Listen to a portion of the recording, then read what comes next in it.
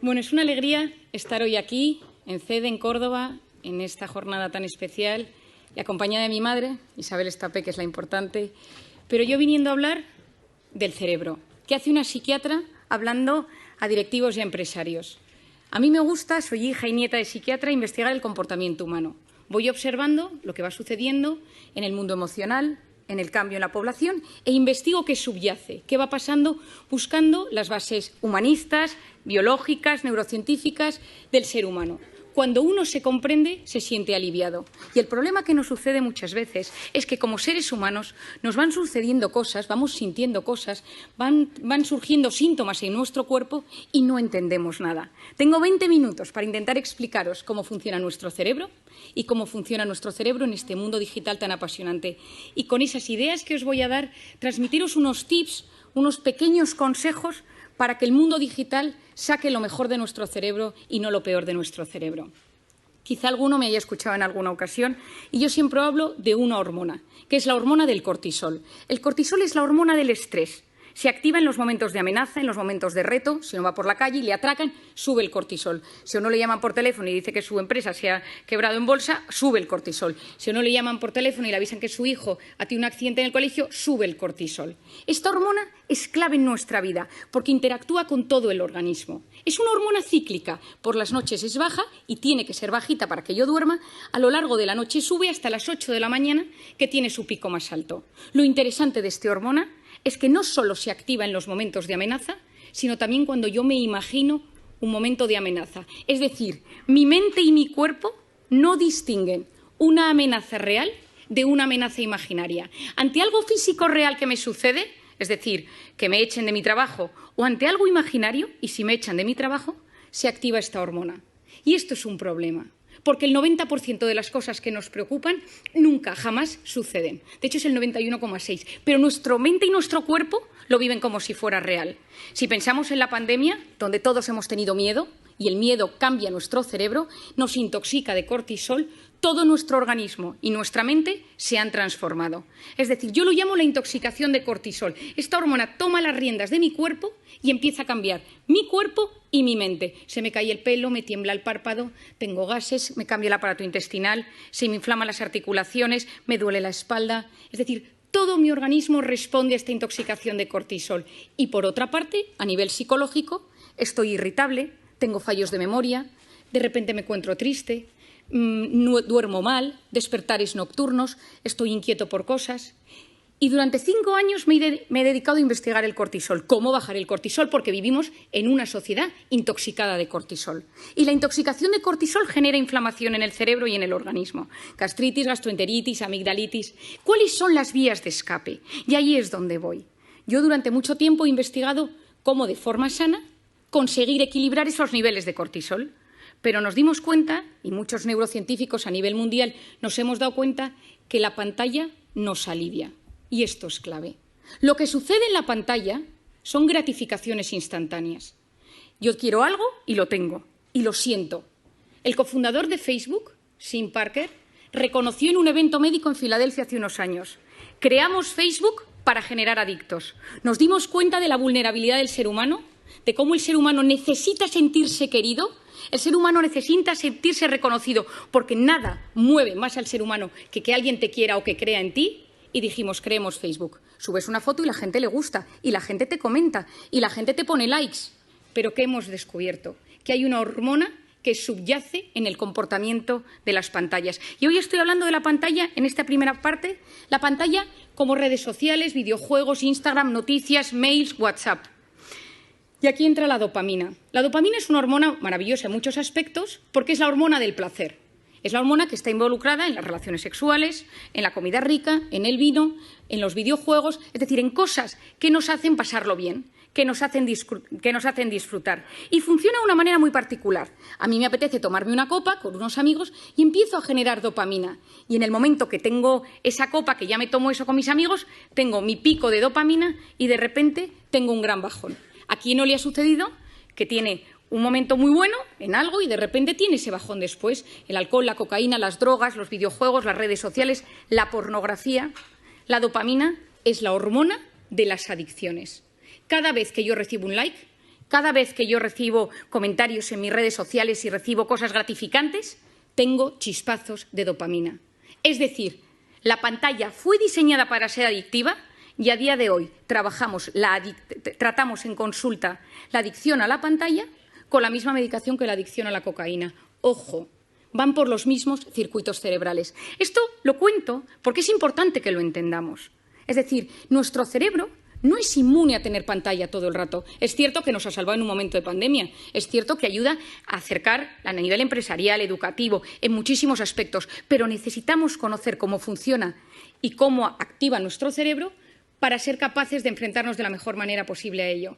¿Qué ha hecho la pantalla? Que nos hemos convertido en drogodependientes emocionales, adictos a experiencias vibrantes, porque siempre llega algo en la pantalla. Yo activo la pantalla, yo actualizo la pantalla. Si uno de vosotros se levanta una mañana y no hay nada en el WhatsApp, uno reinicia el teléfono. Porque que nadie te haya escrito nada en el teléfono significa que algo ha sucedido. Y lo siguiente que sucede es que te metes en Internet a ver si es que se ha caído WhatsApp a nivel mundial. ¿Por qué? Porque nosotros nos hemos acostumbrado a recibir emociones y sensaciones constantes. Las empresas se dieron cuenta de esto. Facebook, Google, todas las empresas de Silicon Valley, Palo Alto, todo el mundo vio que esto era importantísimo. ¿Y qué sucede hoy en día? Que hemos transformado la economía mundial en la economía de la atención. Lo que importa a las empresas es conseguir mantener la atención del usuario el mayor tiempo posible en una pantalla. Es decir, nos han captado nuestra atención y es mucho más fácil secuestrar nuestros instintos que dominarlos. Es decir, como es algo tan impulsivo, me siento querido, me contestan, estoy metido en un grupo, me hacen caso, escribo, me meto, busco, compro, tengo hambre, pido un globo, quiero un sushi, me apetece, quiero quedar con alguien, me descargo Tinder. Es decir, gratificación instantánea, lo quiero todo y lo quiero ya.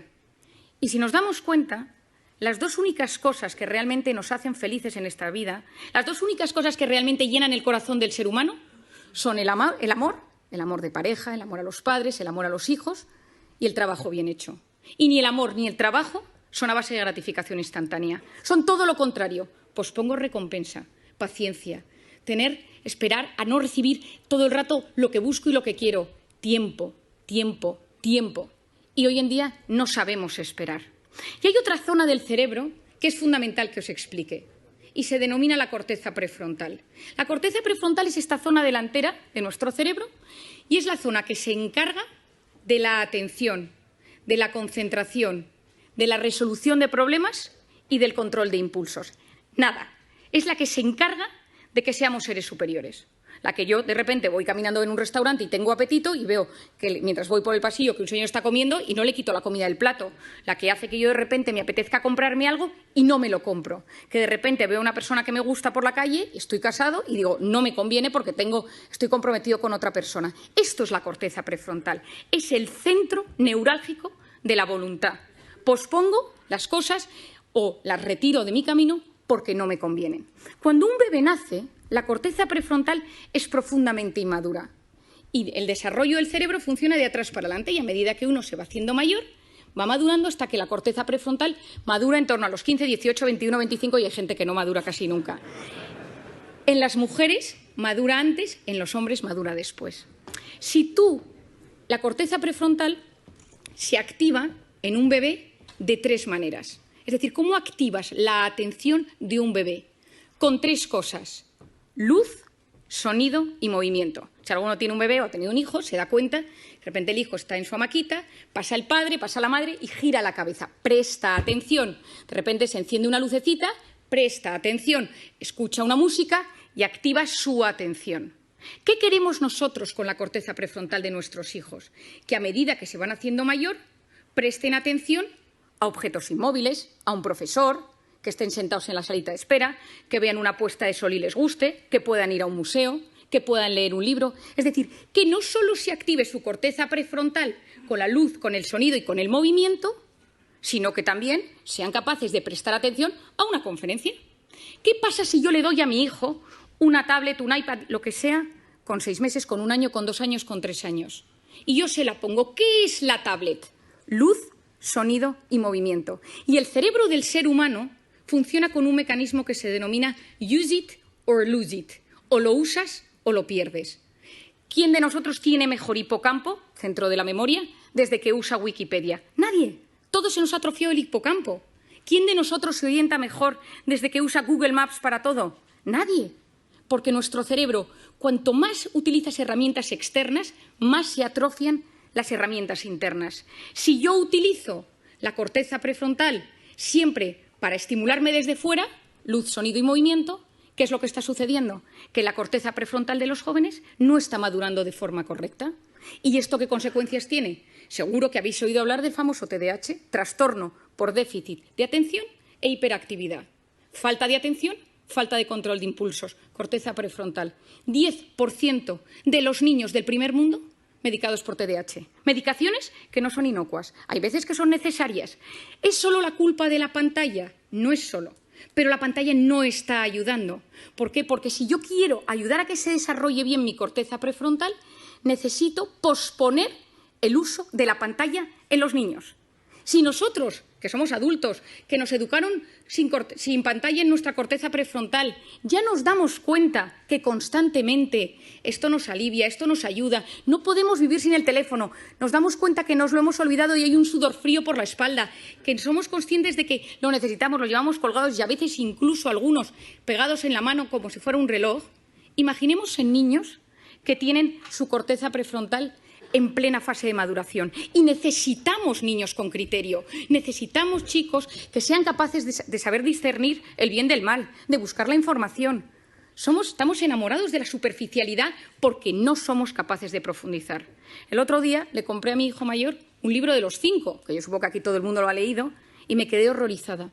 El libro ha cambiado, ya no hay textos descriptivos, solo son una especie de dibujos con textos de aventuras. Y le pregunté, escribía a la editorial y me dijeron, es que nos hemos adaptado a los nuevos tiempos y a la capacidad de lectura que tienen los niños hoy en día. Me quedé preocupadísima. Es decir, no somos ni siquiera capaces de leer. Antes leíamos una novela, la leíamos 2 horas y al día siguiente la retomábamos y nos acordábamos de los personajes. Ahora, durante el tiempo que estamos leyendo, nuestra cabeza está conectada a la pantalla y esto es dopamina y corteza prefrontal. Necesitamos potenciar la corteza prefrontal del ser humano del siglo XXI. ¿Significa que tengo que coger mi teléfono y tirarlo a la basura? Por supuesto que no. Significa que soy yo quien domino el dispositivo y no el dispositivo el que me domina a mí. Es decir, cada vez que yo cojo el teléfono, que se enciende la pantalla, algo está pasando en mi cerebro. ¿Y cuándo cogemos el teléfono? Fuera del plano profesional. ¿Cuándo utilizamos el teléfono? En 2 momentos. Cuando uno está aburrido o cuando uno está estresado. Uno está escuchando una charla, está escuchándome hoy, está de repente, ¿quién no le ha pasado en estas múltiples entrevistas o sesiones por Zoom eternas? Y que uno se da cuenta que no es capaz de seguir el hilo de la conversación y su cerebro le pide el teléfono. ¿Por qué? Porque me estoy aburriendo, me estoy poniendo nervioso porque no me entero bien. Es decir, nuestro cerebro, ante el aburrimiento o ante el estrés, nos pide pantalla. Si esto lo hacemos también con los niños y con los jóvenes, ¿qué sucede? Que no estás dejando a los niños aburrirse y el aburrimiento es la cuna del asombro y de la creatividad. Nadie ha descubierto nada grande en un momento de hiperestimulación, en un momento ajetreado. Unos vieron caer una manzana de un árbol, otros paseaban por los jardines de Atenas. Es decir, si tú quieres crear algo, si tú quieres que te pasen cosas buenas, necesitas ser capaz de frenar el círculo de la hiperestimulación. Y te tienes que empezar a aburrir, porque cuando tú te aburres o dejas que tu hijo se aburra, pasan cosas en el cerebro. Si tú no sabes gestionar el estrés y cada vez que te enfadas con tu marido, con tu mujer y, fijémonos, coges el teléfono, tu hijo te pone de los nervios, coges el teléfono, has tenido un problema con tu jefe, coges el teléfono, porque te alivia, porque fue diseñado para aliviar y conocemos los mecanismos que subyacen al tema, pero entonces ya no sé gestionar la ansiedad. Y ojo, quien no sabe gestionar sus emociones en el siglo XXI lo pasa muy mal. Y si me vuelvo al campo de los niños y si me vuelvo al campo de los jóvenes, el que no sabe gestionar estos problemas acaba con problemas de tolerancia a la frustración. Yo siempre digo que darle a un niño un teléfono es como ponerle un minibar en su cuarto. Y decirle, oye, que cada vez que te encuentres mal puedes tomarte un chupito. Porque el cerebro se siente aliviado ante esa carga de estrés. Tenemos que conocer cómo funciona la pantalla, tenemos que conocer cómo funciona el cerebro para entender que es algo bueno, que las pantallas traen cosas muy positivas, pero que tengo que ser yo quien domine el dispositivo y él no a mí. Hay un documental que se llama The Social Dilemma, hecho por Netflix que os recomiendo. Está Tristan Harris detrás de ello, que es lo que denominan en Estados Unidos, le llaman the closest thing Silicon Valley has to conscience, lo más cercano que tiene Silicon Valley a la conciencia, porque él ha abierto la posibilidad de que haya comités de ética en las grandes empresas tecnológicas para hablar de estos asuntos, porque es la primera vez en la historia que los hijos son menos inteligentes que sus padres. Y me refiero a inteligencia, capacidad de buscar, capacidad de discernir, encontrar dentro de toda la información y saber encontrar lo importante. Estamos en la era del exceso de información y de la falta de formación. Y encima estamos generando una sociedad que no sabe buscar lo correcto, porque ante el estímulo tu cerebro no te permite frenar, no te permite el silencio. Por lo tanto, tenemos mucho, estamos hiperestimulados, nos llegan demasiadas cosas y hay un fracaso en la gestión de la abundancia de lo que nos llega. No sabemos gestionarlo. ¿Qué creo que es lo importante? ¿Qué ideas os daría? La primera de todas, que yo la he recomendado en todas partes, en mis conferencias, en mis libros, a todo el mundo, quitar las notificaciones de la pantalla. Porque las pantallas, cada vez que nos llega algo, que puede ser un grupo del colegio de mi hijo, puede ser un grupo de amigos del tenis de los sábados, es decir, son cosas que hacen pequeñas activaciones de la corteza prefrontal que a la larga me la debilitan. Y que recordemos esto, necesitamos una sociedad con una buena corteza prefrontal. Potenciar esa corteza prefrontal posponiendo la recompensa. Me apetece meterme ahora a ver si me ha escrito alguien por WhatsApp. No lo hago. Me apetece pedirme esta comida ahora. No lo hago. Me voy a meter en Amazon y me voy a comprar esto para que me llegue mañana. No lo hago. Yo pospongo la recompensa. Mi padre, que es un gran sabio de la voluntad, siempre ha dicho, una persona con voluntad llega más lejos que una persona inteligente. Por otro lado, esculpir nuestra atención. ¿A qué quiero prestar atención? Las cosas buenas de la vida suceden en la vida real, porque la vida virtual va a base de gratificaciones instantáneas. Volvamos a conectar con la vida real. En plena pandemia, sí, en plena pandemia tengamos que conectar. Durante tiempo nos han dicho no saludes, no sonrías, no te acerques, no abraces. Y ahora yo lo que digo es, tomemos tiempo para preguntarle a la gente cómo está de cara. Sonriamos a las personas. Volvamos a generar esa conexión humana que es absolutamente clave. Y no quiero terminar sin hablaros de una cosa que para mí, y a pesar de que sé que es un ámbito que os va a sorprender, es fundamental. Os he contado que yo llevo varios años investigando el cortisol y siempre investigo las hormonas y la dopamina, la del placer, la serotonina, la felicidad, la oxitocina, la hormona del parto y de la lactancia. Y hace 2 años me sucedió una anécdota. Acababa de nacer mi tercer hijo, yo tengo 4 niños, y acababa de nacer mi tercer hijo y yo estaba en plena lactancia y estaba de baja maternal. Y me llamaron del hospital y me dijeron que estaban presentando un nuevo fármaco en Madrid y me acerqué con mi coche, yo tengo un Golf muy viejo que tiene muchos años, que está medio rayado, al centro de Madrid. Me puse mona, me subí a mi tacón y me acerqué, esto ahora os explico por qué os doy este dato, y entonces yo iba en el coche y dejé el coche aparcado en la planta -3 de un parking infernal en el centro de Madrid. Subí al hotel, estuve en la presentación, pero ya me tocaba volver a dar de comer al pequeño y volví al parking. Y cuando iba andando por el parking, veo que un tipo con mala pinta me sigue. Y entonces empiezo a ver que me sigue, empiezo a andar y digo, ay, que me está subiendo el cortisol. Soy muy consciente de mis cosas y empecé a notar que me angustiaba y que empezaba a no poder respirar y de repente, al lado de mi coche rojo, viejo, rayado, había un cochazo. Y entonces me dijo, dame las llaves. Y le dije, no, que mi coche es el rojo viejo, que este no es mi coche. Y entonces, en vez de darle las llaves, el móvil, la cartera, todo, me subí al coche, bajé el pestillo y arranqué. No podía respirar, me dio un ataque de pánico y encima era plenamente consciente. Taquipnea, taquicardia, no puedo pensar, corteza prefrontal, se me duerme la mano. Y me conocía todos los síntomas, pero no era capaz de relajarme. Arranqué, salí corriendo del parking y cuando subía por la Castellana, llamé a mi marido casi sin poder hablar.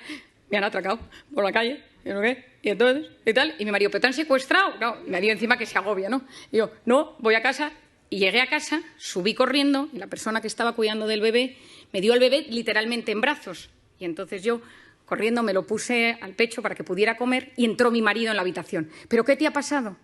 Y yo, con una calma sorprendente, le empecé a explicar, no, es que estaba en el parking, y un tío con mala pinta, y me dice, Mario, ¿te has tomado algo? ¿Cómo te has relajado? Y digo, tienes toda la razón. Digo, este pico de cortisol tarda 6 horas en bajar. Digo, no es ¿cómo soy capaz? Y de repente me quedé mirando al bebé y dije, ¿y si la oxitocina de la lactancia bajar el cortisol y esta me puse nerviosa. Me metí en Internet, me puse a buscar y efectivamente, si estimulamos la oxitocina, bajamos el cortisol. Y entonces me he dedicado estos 2 años a investigar la oxitocina. Como no nos podemos poner a lactar, todos los que estamos aquí, he buscado todas las maneras que existe para que podamos generar oxitocina.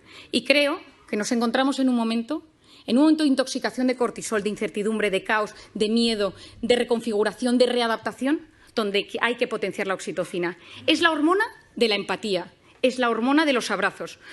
Lo que funciona son 8 segundos. Yo a la gente la tengo un poco cortada porque la abrazo 8 segundos, que la gente lleva 2 años sin abrazarse, y al tercer segundo le digo, relájate que quedan 5. Abrazos de 8 segundos bajan los niveles de cortisol. Mirar a alguien a los ojos y escucharle sin teléfono delante. Te escucho y no te juzgo. Estoy a tu lado. Me ilusiono de lo que me cuentas. Dedico tiempo a hacerte feliz. Esto es la oxitocina, es la hormona de los vínculos, es la hormona de lo que yo llamo las personas vitamina. Por lo tanto, en esta sociedad, en este momento donde todavía hay mucho cortisol, donde todavía hay mucho miedo, donde nos estamos adaptando, volvamos a la vida real. Potenciemos la oxitocina de las relaciones humanas y convirtámonos en personas vitamina. Muchas gracias.